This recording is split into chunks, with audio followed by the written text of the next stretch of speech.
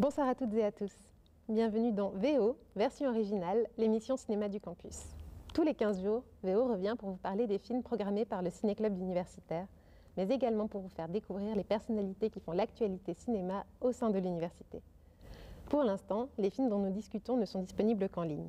Mais dès que les salles de cinéma pourront rouvrir, nous serons très heureux de vous retrouver à l'Auditorium Arditi. Nous enregistrons et diffusons en direct cette émission. À ce propos d'ailleurs, VO est une émission interactive. Aussi, n'hésitez pas à intervenir à tout moment dans le chat du live YouTube. Notre modératrice se chargera de nous transmettre vos questions à nos invités. Cette troisième édition de VO parlera de Piazza, de Guru Dutt, un film datant de 1957, ainsi que de Jurassic Park, de Steven Spielberg, un film sorti en 1993. Pour en parler, nos invités sont Axel Munot, membre du Ciné-Club qui est avec nous à distance, et Anissa Naïm, étudiante et membre du comité du Ciné-Club. Il s'agit de la rubrique Focale.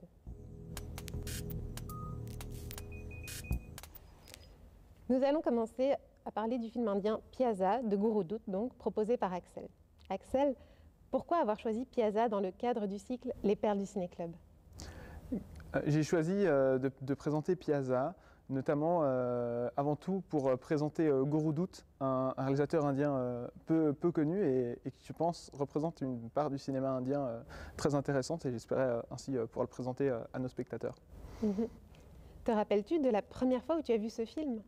Alors je l'ai vu assez récemment en choisissant quel film de Guru Dutt, qui est un réalisateur que j'aime beaucoup, j'allais choisir de montrer au Ciné-Club. Et je l'ai vu dans un chalet pendant mes vacances il y a 2 semaines, une petite intermittence entre les neiges valaisannes. Pourquoi pas, ça fait voyager alors qu'on est cloisonné à la maison. Tu m'as dit que tu avais voulu choisir ce film, le mettre en avant parce que tu voulais faire découvrir le cinéma indien à nos spectateurs. Pourtant, un film en noir et blanc des années 50, c'est pas forcément la première chose à laquelle on pense quand on entend les mots cinéma indien. On a plutôt en tête des images de films Bollywood ultra colorés, très dansants et incroyablement denses.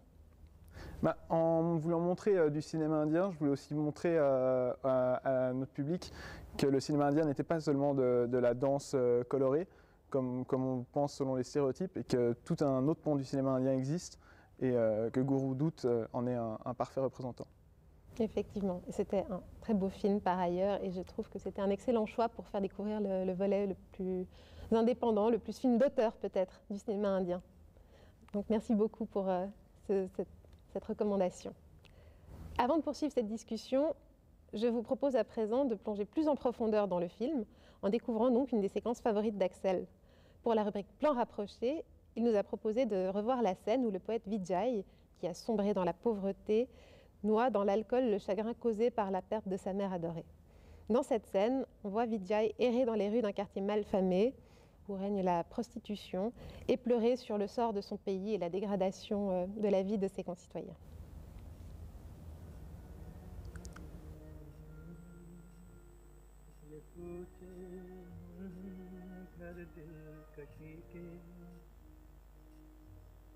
ये कूचे ये नीलाम घर दिल कशी के ये लुटते हुए कारवां जिंदगी के कहाँ है मुहाफिज खुदी के जिन्हें नाज है हिंद पर वो कहाँ है कहाँ है कहाँ है कहाँ है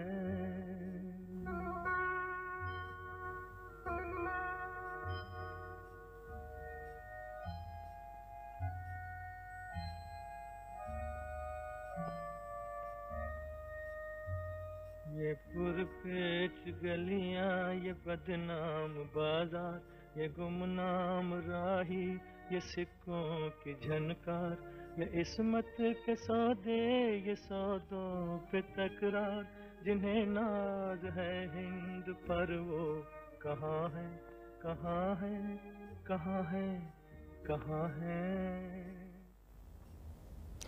Merci beaucoup Axel pour cette magnifique séquence. Pour commencer, j'aimerais te demander pourquoi avoir choisi cette scène en particulier. Outre que parmi toutes les chansons du film, elle reste subjectivement ma préférée, je pense que c'est aussi l'instant qui synthétise le plus ce que Guru Dutt a voulu dire avec son film, et montre en 1 minute et demie ce qu'il va prendre 2 heures et demie à montrer dans son film. Effectivement. Ce qui m'a frappé, c'est que dans Piazza, le récit s'inscrit dans le contexte de l'Inde des années 1950, près de 10 ans après l'indépendance, alors que le développement du pays est accompagné de son lot d'injustice et de misère. Et je trouvais étonnant la manière, parfois très crue, dont ces aspects sont représentés, alors même que Gouroudout contrebalance tout ça par la beauté des chansons et des images. Selon toi, est-ce que c'est là une manière de rendre le discours politique extrêmement critique de Gouroudout plus audible, plus digeste pour les spectateurs? Je pense plutôt que, vu que le personnage principal est un poète, tout comme la poésie, ces chansons permettent en très peu de mots d'envoyer un message bien plus impactant que ce que des lignes de dialogue auraient pu étaler tout du long. Et qu'au contraire, il renforce sa critique dans ses chansons, qui, même si elles peuvent donner un aspect sirupeux, c'est là plus dû au style des chansons de l'époque, et qu'il ne faudrait pas s'y laisser berner. Effectivement, Piazza est un drame sur la puissance de l'art et de la littérature. Est-ce que c'était un message qui te tenait à cœur? Alors tout particulièrement oui, j'ai beaucoup d'intérêt pour la culture et je pense qu'elle est fondamentale pour nous et qu'ici dans la puissance de l'art et de la littérature est magnifiquement représentée. Oui, même quand c'est dans un film des années 50, indien, en noir et blanc, le message reste toujours aussi audible aujourd'hui. Merci beaucoup Axel, en tout cas pour cette magnifique proposition. Nous allons maintenant changer radicalement de registre en nous plongeant dans le film proposé par Anissa, l'inénarrable Jurassic Park. Anissa, qu'est-ce qui t'a donné l'idée de proposer Jurassic Park pour les Perles du Ciné Club? Je pense que c'est un petit peu facile comme réponse, mais je pense que c'est un de mes films préférés. Et je sais qu'il a un peu la réputation du blockbuster vu et revu que tout le monde connaît par cœur. Et j'avais envie de le reproposer pour qu'on puisse peut-être espérer avoir un œil neuf dessus et puis aller au-delà de ces Spielberg avec des gros dinosaures, quoi. Ouais, peut-être proposer un regard plus cinéphile dessus. Exactement. Ouais. Est-ce que tu peux nous raconter ce qui t'a marqué la première fois où tu as vu ce film? D'ailleurs, quel âge tu avais quand tu l'as découvert? Je l'ai vu assez tard en fait. Je l'ai vu, je pense que j'avais 16-17 ans. Et je pense que ce qui m'a marqué, c'est que avant de voir ce film, je ne pensais pas forcément être attirée par ce type de film avec un peu des monstres ou je sais pas, quelque chose un peu d'assez violent comme ça. Et en fait, ça m'a vraiment permis d'entrer moi dans ce genre de cinéma qui est pourtant assez accessible, mais comme je suis assez sensible, je m'en éloignais un petit peu. Et en fait, je l'ai trouvé hyper facile d'accès parce que en fait, on rentre dans l'aventure. Et puis, c'est pas du tout de la violence gratuite ou. Et je pense que c'est ça qui m'a marqué, c'est de me rendre compte qu'en fait je pouvais accéder à ce type de cinéma comme, ouais, je sais pas. Après j'ai regardé Alien ou d'autres films comme ça. Ouais, effectivement. Jurassic Park, c'est un film qui parle de la puissance de la nature, qui finit par submerger l'homme qui croyait la dominer. Est-ce que tu trouves que ce message, qui date d'il y a bientôt 30 ans, est toujours d'actualité? Oui, je pense, clairement. Bon, il y a forcément toutes les problématiques liées à l'environnement, etc. Mais aussi tous les mouvements un peu transhumanistes comme ça, qui lient beaucoup le développement de la technologie avec des aspects plus biologie ou médecine. Et je trouve que derrière toutes ces problématiques-là, il y a un débat éthique hyper intéressant et qui est de plus en plus pressant à avoir, je pense, parce que la technologie avance de plus en plus vite. Et puis, tout ce droit que Hammond s'accorde dans le film de recréer la vie et puis de contrôler la vie d'une certaine manière, etc., ça va aussi beaucoup en lien avec toute la technologie qu'on met maintenant en médecine, etc. Et puis de savoir où est-ce qu'on veut s'arrêter, est-ce qu'on veut s'arrêter quelque part. Enfin... Donc, un message profond sous des dehors de films divertissants et grand public. Exactement. Tu parlais de cinéphilie avant. Un élément qui m'avait frappé, c'est le côté un peu méta de ce film où il parle de l'industrie du divertissement et il en montre les coulisses. Et en fait, c'est un discours qui peut aussi s'appliquer au cinéma. D'ailleurs, cette mise en abîme du film, elle est aussi renforcée par le parallèle assumé entre la figure de Spielberg, qui a réalisé le film, et le personnage de John Hammond, le créateur de Jurassic Park. Et tous les deux sont un peu... on a l'impression que Spielberg s'auto-raconte en démiurge, qui rêvent de divertir le public et qui sont prêts à tout pour cela. D'ailleurs, il me semble que le personnage de John Hammond avait d'ailleurs été interprété par le réalisateur Richard Attenborough, un choix de casting qui tenait particulièrement à cœur pour Spielberg. Qu'est-ce que tu penses de cette lecture? Ouais, je pense que c'est assez pertinent, surtout que Spielberg, il fait partie de ces réalisateurs qui ont, enfin, du nouvel Hollywood, en fait, qui ont créé ce nouvel Hollywood et puis qui ont enterré un peu une tendance un peu, comment dire, qui ont un peu coupé l'herbe sous le pied aux réalisateurs qui essayaient de faire un peu plus de cinéma d'auteur à cette époque-là, et puis qui ont relancé une industrie comme ça, hyper massive, quoi, ouais, du cinéma. Donc oui, je pense que c'est assez pertinent de le voir comme ça à travers ce prisme-là. Ouais. Une dernière question pour finir, qui s'adresse à toi et à Axel. Il me semble que chacun à leur manière, vos films livrent une réflexion plutôt pessimiste, presque cynique, sur la société moderne. Est-ce que vous pourriez me citer un élément qui fait qu'on n'est pas obligé de s'arrêter à cette lecture un peu sombre? Vas-y, Anissa. Alors ouais, je vais commencer. Bon, je pense que déjà le fait qu'il y ait des gens qui sont là pour le montrer, ça veut dire qu'on en prend conscience. Et donc si on en prend conscience, ça veut dire qu'on peut se donner les moyens d'éviter les déboires. Après, voilà, c'est le manque de volonté, je pense, qui est derrière. Faire changer le monde. Oui. Et toi, Axel, quelque chose à ajouter? Je dirais que si ces films sont là, au moment où ils ont été faits, c'est que des gens ont compris que quelque chose n'allait pas. Et maintenant qu'on a compris, il ne reste plus qu'à trouver la solution. Magnifique mot de la fin. Merci beaucoup à vous deux. Nous allons poursuivre maintenant avec notre rubrique Chant contre chant. VO a à cœur de mettre en avant la passion des membres du Ciné-Club pour le 7e art. Lors de chaque émission, vous le savez maintenant, nous vous proposons une ou deux chroniques réalisées par les membres du Ciné-Club pour notre rubrique Chant contre chant. Pour VO, Théodore Fridy a décidé de s'intéresser aux films irréalisables. Sa première chronique porte sur le mythique Dune d'Alejandro Jodorowsky, qui, sans jamais être sorti en salle, a marqué de son empreinte certains des plus grands films de science-fiction de l'histoire.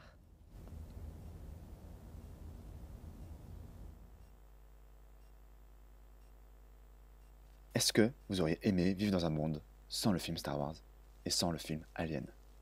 Attendez, je développe. Tout commence dans les années 60. Kennedy est président des États-Unis, la guerre froide bat son plein, les Beatles sont toujours ensemble, le premier homme marche sur la Lune, mais surtout, un certain Frank Herbert publie le premier roman de sa saga Dune. Dune est une série de romans cultes dont la publication s'étend entre 1965 et 1985. Elle est une référence dans le milieu de la science-fiction. Les thèmes abordés vont de la théologie à la politique, en passant par de la philosophie. Des thèmes qui parleront à un certain Alejandro Jodorowsky. Jodorowsky est un réalisateur des années 70. Il s'est fait connaître grâce à ses deux films, El Topo, sorti en 1970, et La Montagne Sacrée, sorti en 73. Deux films qui ont un statut d'ovni tant ils sont originaux. De plus, il est également gourou spirituel. Il axera certaines de ses œuvres sur la spiritualité, comme son étrange documentaire Psychomagie, dans lequel d'ailleurs il soigne un cancer avec l'énergie d'un public. Nous avons donc affaire à un personnage bien original. Enfin bref, Jodorowsky est très intéressé à adapter l'œuvre sur le grand écran et a une vision très précise et ambitieuse pour ce film. En effet, il pense pouvoir créer le film de science-fiction ultime. Pour ce faire, il décide de former une équipe de Spiritual Warrior, de talentueux artistes qui devront partager la vision de Jodorowsky sur le film. Il est d'ailleurs tellement exigeant sur la sélection de ces derniers qu'il en vient même à refuser de collaborer avec Douglas Trumbull. Douglas Trumbull est le plus grand technicien d'effets spéciaux de l'époque, qui avait notamment travaillé sur l'effet de 2001 Odyssée de l'espace. Malgré ça, ça ne l'empêchera pas de réunir la crème de la crème, les meilleurs des meilleurs, ce que j'aime appeler les Avengers du monde de l'art, j'ai nommé les Avengers. Nous avons donc Moebius ou Jean Giraud pour les intimes, un très talentueux auteur-dessinateur de bande dessinée, connu pour les très bons The Incals, Orson Welles, connu pour avoir réalisé l'incontournable Citizen Kane, les Pink Floyd, connu pour juste avoir révolutionné le rock, Salvador Dali, connu pour ses tableaux et pour porter extrêmement bien la moustache, son propre fils, connu pour être le fils de Jodorowsky, et j'en passe, et des meilleurs, Mick Jagger, Alain Delon, et surtout, notre national H.R. Giger, qui non seulement d'être suisse, est aussi un peintre connu pour ses œuvres relativement sombres et gothiques. Donc, reprenons. Le film a tout pour réussir. Un casting qui était déjà approuvé par le public. Le film proposait un univers original à une époque où le genre était presque popularisé. On le verra plus tard avec le succès de Star Wars en 77. La meilleure direction artistique de l'époque ou de l'univers, un stade très avancé de pré-production, car un storyboard avec plus de 3000 images du film avait déjà été fait. Et donc, que s'est-il passé ? Un budget trop ambitieux, estimé à 15 millions de dollars, ce qui pour l'époque est énorme. On ajoute à ça une durée beaucoup trop longue, le film devait durer entre 5 et 14 heures. Mais surtout, la réputation artistique de Jodorowsky. En effet, il était trop original pour Hollywood. Ses derniers films, El Topo et La Montagne Sacrée, avaient certes marqué le public, mais étaient trop éloignés des codes de l'époque. De plus, je pense aussi que le personnage très atypique de Jodorowsky n'a pas dû aider à rassurer les investisseurs pour un tel projet. Le fait qu'il ait refusé de travailler avec Donald Trumbull est assez symptomatique de sa démarche artistique. Il avait vraiment l'air d'avoir sa propre vision du film et de ne pas faire de concessions. Et je ne pense pas que ça mette en confiance un financeur de confier 15 millions de dollars à Jodorowsky. Alors évidemment, c'est assez déchirant de voir un tel projet mourir dans l'œuf, malgré toute la passion et l'ambition mise par Jodorowsky.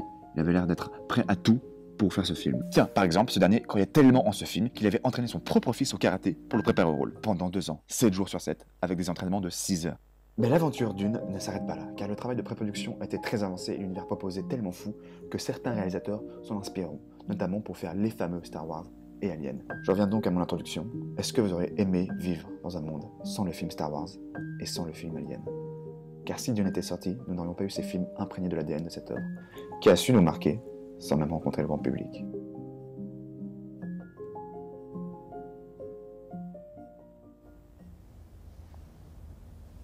La seconde chronique de notre rubrique Chant contre chant est proposée par Alexandre Tilski. Nous allons rester avec Jodorowsky puisque pour cette édition de VO, il a choisi de s'intéresser aux bandes dessinées du cinéaste chilien. C'est la chronique des cinéastes.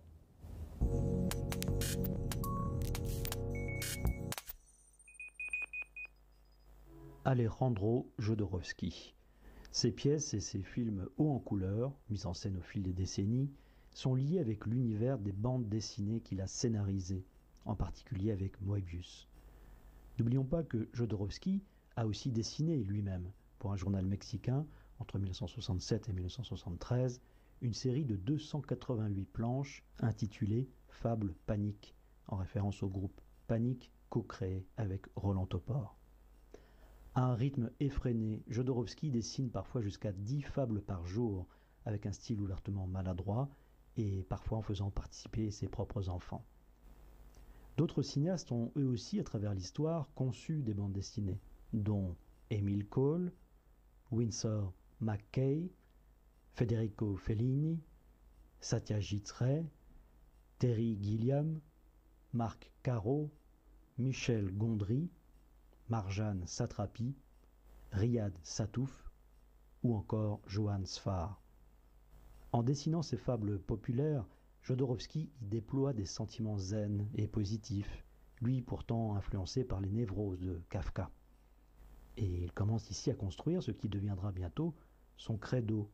Le seul art qui vaut, dit-il, est celui qui permet de soigner, comme en témoignent ses œuvres ultérieures en livres ou en films. Empreint du psychédélisme des 60s et 70s, les fables paniques de Jodorowsky s'offrent aujourd'hui à la fois comme témoignage d'une époque, éprise d'expériences initiatiques et mystiques, et territoire d'émancipation artistique intemporelle. Entre étincelles et laboratoire ludique, ces fables paniques signées Alejandro Jodorowsky, rééditées chez Actes Sud en 2017, resteront fondatrices et indissociables d'un metteur en scène visionnaire.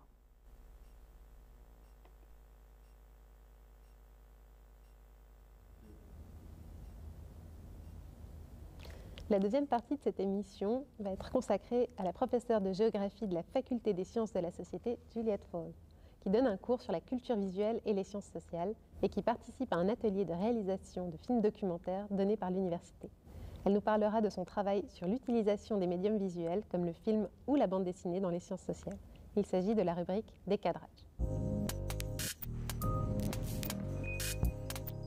Juliette, que pensez-vous de la chronique que nous venons de diffuser sur le travail de BDiste d'Alejandro Jodorowsky?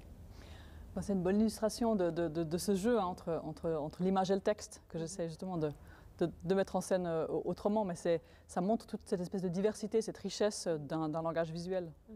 Effectivement, les liens entre la bande dessinée et le cinéma sont extrêmement nombreux. Est-ce que vous voyez des parallèles particuliers entre les deux? Alors oui, il y a plein de points communs.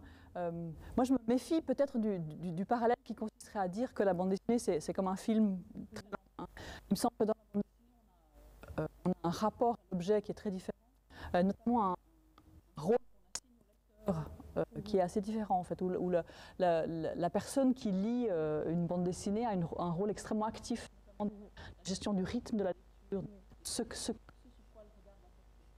En fait, le lecteur doit remplir le vide entre les cases, d'une certaine manière. Exactement. Et c'est justement pour ça que je m'intéresse aussi à cet objet en sciences sociales. C'est vraiment ce rapport actif en fait à l'objet.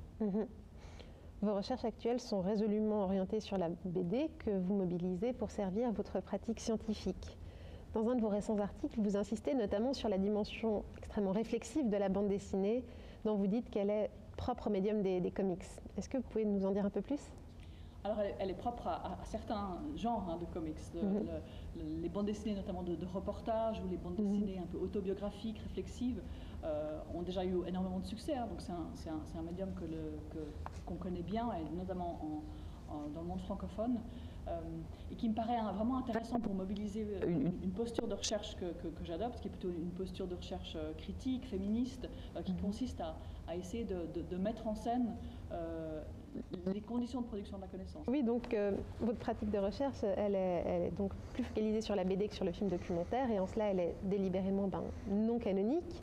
Qu'est-ce que vos collègues de l'université en pensent ? Moi, ce que j'ai trouvé aussi avec cette année particulière qu'on a vécue, c'est qu'il y avait un côté qui rendait les choses possibles. Moi, j'ai soumis à la lecture par les pairs, au peer review, un article sous forme de bande dessinée, en me disant je vais voir où je peux aller dans cette démarche de recherche.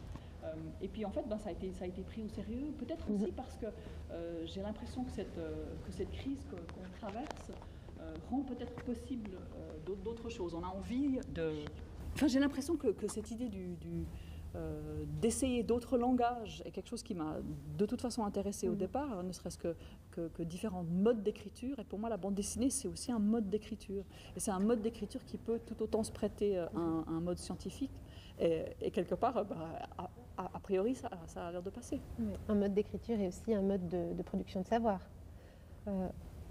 D'une manière générale, il me semble que la géographie visuelle, elle permet de saisir des points de vue pluriels. Et j'ai l'impression que c'est important pour vous de mettre en avant cette pluralité dans vos recherches et dans votre enseignement. Et là, vous nous parlez aussi de la pluralité des outils de la recherche. C'est-à-dire qu'effectivement, on peut mettre en scène très facilement une espèce de polyvocalité, plusieurs voix, à la fois de faire parler différentes personnes, avec ce côté un peu créatif, et puis cette mise en scène de la personne qui rédige, cette personne qui dessine, quelque part il est assez immédiat dans la bande dessinée, parce qu'on sait qu'il y a un auteur derrière l'objet.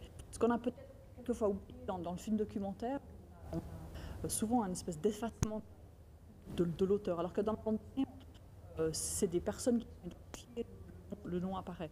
Alors moi j'ai un peu la difficulté, c'est que je suis obligée de trouver des dispositifs visuels qui permettent quand même de faire de la bande dessinée, alors que par le collage, par la modification de différents termes, que ce soit par une forme de photoreportage, en retraitant des photos. Donc ça c'est aussi des challenges intéressants. Mais c'est-à-dire qu'on a un stock limité d'images avec lequel on doit raconter le monde. Puis ça vous force à vous poser de nouvelles questions et à devoir vous réinventer aussi en tant que chercheuse. C'est extrêmement et ça ouvre à des publics différents. C'est clair que ma mère va lire ce que je fais en BD alors qu'elle ne lirait jamais un article scientifique que j'aurais pu écrire. Effectivement. Dans le cadre de votre participation à l'atelier de réalisation documentaire en sciences sociales que propose l'université, vous avez aussi l'occasion d'exercer et de faire s'exercer vos étudiants à de nouvelles compétences visuelles. Est-ce que vous avez pu observer des éléments particuliers lors de ces ateliers ? Alors, quelque part, alors évidemment, il y a plein de choses qui se déploient dans un atelier comme ça. Ce qui me paraît intéressant, c'est que c'est aussi une mode d'écriture. C'est-à-dire que, et donc se révèlent des personnalités et des compétences assez différentes de ce qu'on a d'habitude à l'université, où on valorise beaucoup l'écrit, on valorise beaucoup le fait de bien écrire, de savoir rédiger, etc. Alors que dans le fait de faire un film documentaire, on a toute une série de compétences qui sont transversales, de faire du terrain, de faire des entretiens, mais c'est un autre langage. Et donc, du coup, se révèlent des personnalités différemment. Ça, je trouve super intéressant en termes pédagogiques aussi. Ça permet d'échapper à une espèce de formatage institutionnel dont les sciences sociales cherchent de plus en plus à s'émanciper. Voilà, exactement. Je trouve qu'on y arrive assez bien avec ces différents formats, en tout cas à l'université ici. Oui, merci beaucoup Juliette Fall. Nous allons terminer avec une dernière question. Est-ce que vous travaillez actuellement sur un projet de recherche au sein duquel vous utilisez soit le film documentaire, soit la bande dessinée ? Alors oui, je continue en fait avec cette première bande dessinée qui est partie vraiment du terrain, de Fenced In, où je travaillais sur cette fermeture des frontières. La première fois, j'ai vraiment travaillé à partir des photos. Et puis maintenant, je suis en train d'essayer de réfléchir à un format qui serait beaucoup plus dessiné, pour aller un petit peu plus loin sur cette idée de penser les différents enfermements, que ce soit à l'échelle du corps, de la maison et de l'international. Ou dans la case d'une bande dessinée. Ou dans la case d'une bande dessinée, exactement. Merci beaucoup Juliette. Nous allons terminer maintenant. Dans sa prochaine édition, VO vous propose une émission spéciale consacrée au festival Histoire et Cité qui se tiendra dans le courant du mois de mars. D'ici là, vous pourrez retrouver les films programmés par le Ciné-Club universitaire sur le site des activités culturelles de l'université. De notre côté, nous nous réjouissons de vous retrouver dans 2 semaines, le lundi 15 mars à 19h45. D'ici là, portez-vous bien, prenez soin de vous et n'oubliez pas qu'il y a encore des cinémas.